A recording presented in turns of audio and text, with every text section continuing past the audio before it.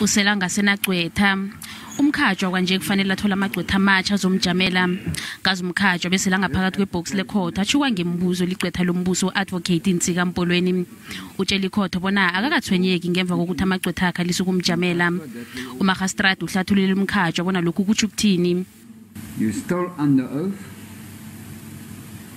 so you may not discuss your case with any other possible witnesses you want to bring.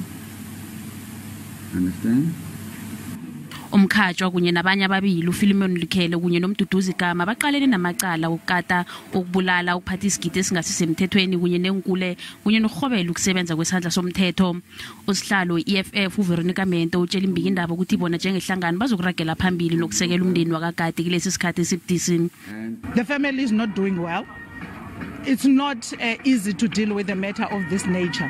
Losing your child and losing your loved one is the most painful thing.